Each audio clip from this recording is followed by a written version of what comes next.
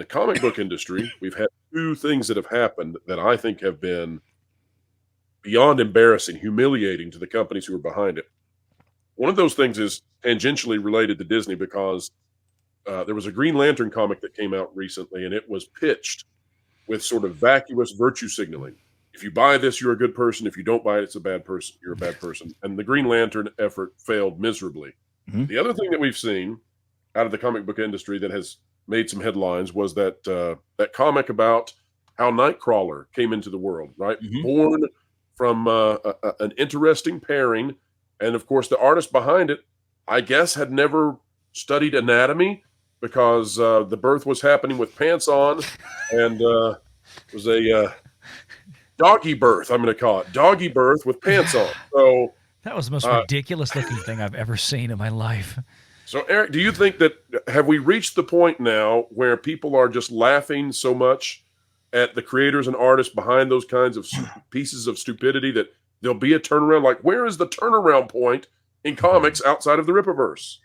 I think honestly, that's where the turnaround point is gonna happen. It's not gonna be with the big guys, big two. I just don't see it happening. I think a lot of the if you want to see where the change is to exist, it's going to be truly in the independent sector. And I think Rippaverse is an example of the demand for those types of comics that it is that we're putting out. And the Mike Barron comics. Yes, Mike. Shout out my man's Mike Barron, who is also the writer of the upcoming Gooding, the Polymath book for the Rippaverse. Shout out him. That's where the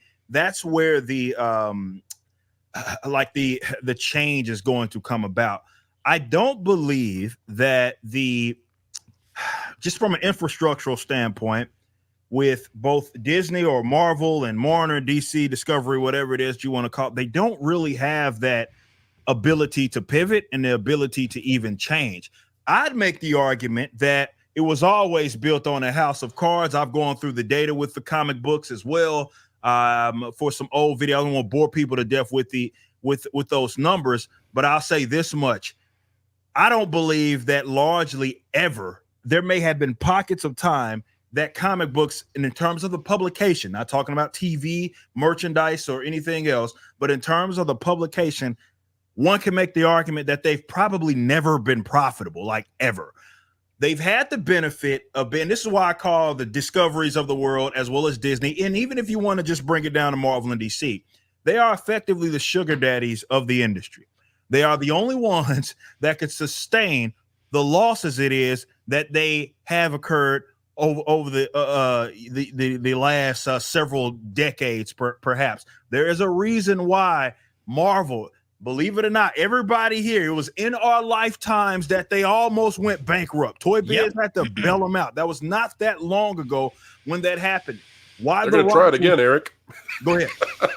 I just said they're going to try it again. It does look like they're going to give it another attempt. But there's a reason why those rights were split. For people that don't know why that happened, why these executives and companies found more value in the TV, in the movie, in the merchandise than they did with the publication, because that's exactly what happened. So I do believe that a lot of the delusion comes from exactly that. Why do you think that they keep going in the direction that they're going?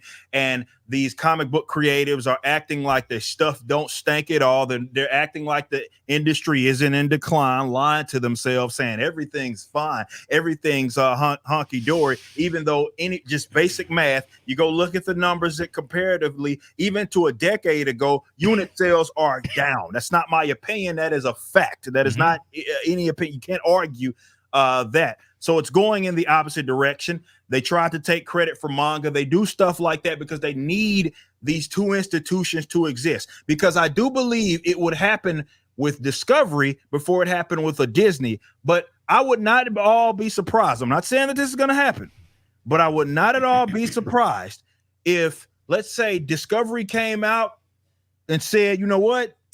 The publication stuff, we're done with this. They're in debt. It could very well happen where you don't start to care about the losses when you're making all the money, but when you're losing billions of dollars each year, you're like, all right, we got to start cutting costs somewhere, bro. I would not be surprised if they either say, look, we're shutting down the publication entirely, or they start licensing that stuff out. Wouldn't be surprised at all if that's what's happening, because I just don't see how that's at all profitable. However, going back to the original point, they need this institution to exist, because a lot of these creatives have found out the hard way with like going out on their own and doing independent stuff. They're not the draw. Very few people. This is why this whole hashtag cancel pigs thing is a thing, and why people are so mad at Mark Miller.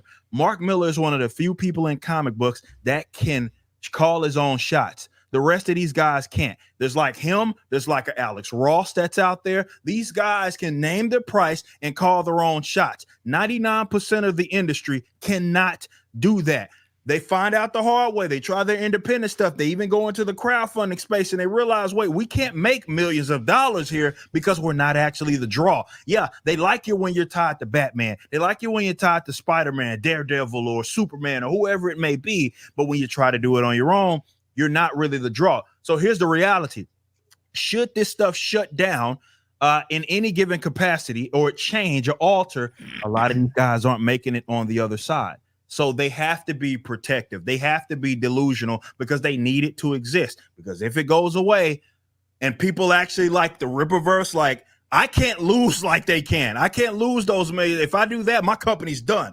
So when people are playing with their own money, when you got an opportunity to hire Chuck Dixon or Mike Barron because you need to sell comics, if it's going to be them or if it's going to be Max Fasaggio, yeah, I think you're going to choose Chuck Dixon. You're going to choose Mike Barron. You're going to choose the likes of those, which means that the vast majority of the industry, there's not going to be a spot for them. So they have to be delusional. It protects their sensibilities.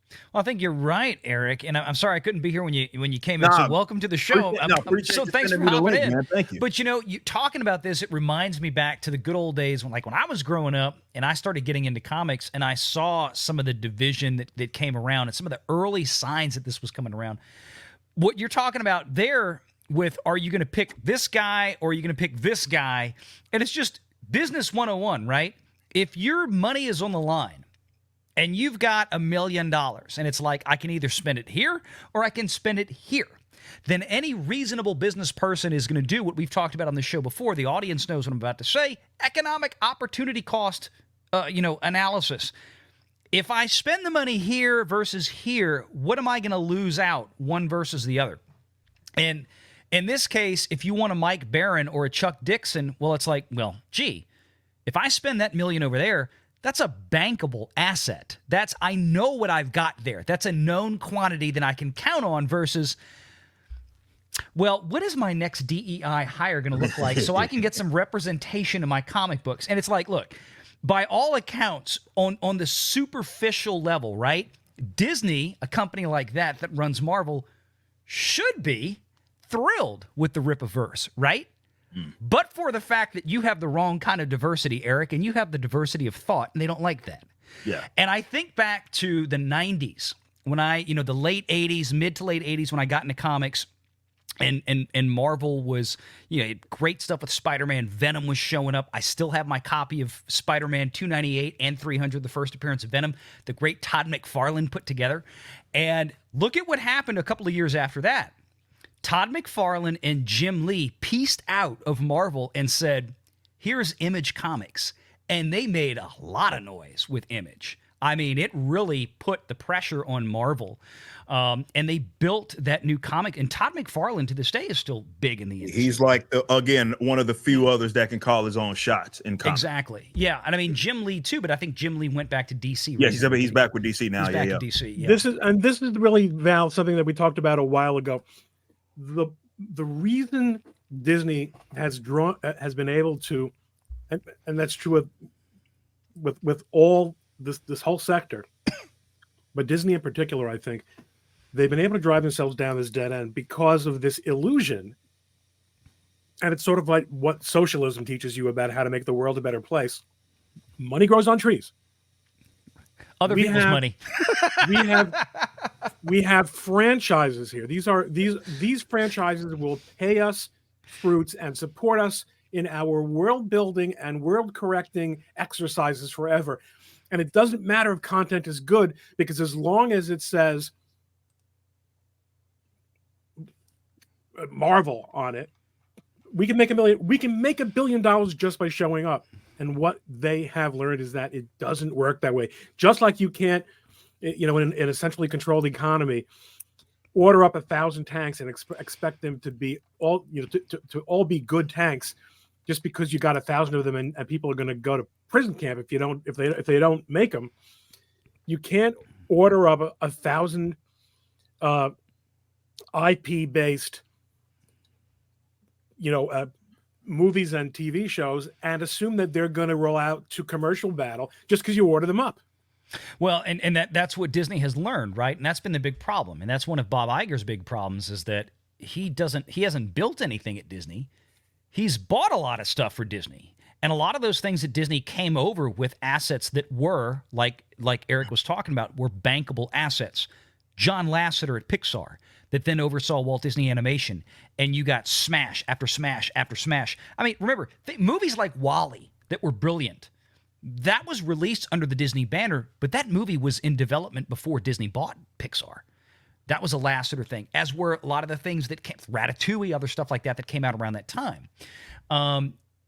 Marvel had a good run for 10 years because they had so much architecture already built up. But once Iger decided, well, we don't need Ike Perlmutter anymore. We don't need this guy anymore. The architecture was out the window. Give everything to Kevin Feige. Hello, phase 4 and 5 of Marvel. This is what it looks like when Kevin Feige is left to his own devices. Star Wars. How about that? We're going to go buy Lucasfilm. We're going to put Star Wars back into the theaters. Unfortunately, Star Wars, unlike Pixar and unlike Marvel, came with no talent, came with no assets other than the IP itself. And because Kathleen Kennedy's not a creative, and Kathleen Kennedy on her own is a train wreck. And then we got what we got. We had a lot of zeal for that first movie that came out in 2015 because there was excitement to see, well, okay, what's new here? We haven't seen Star Wars in 15 years.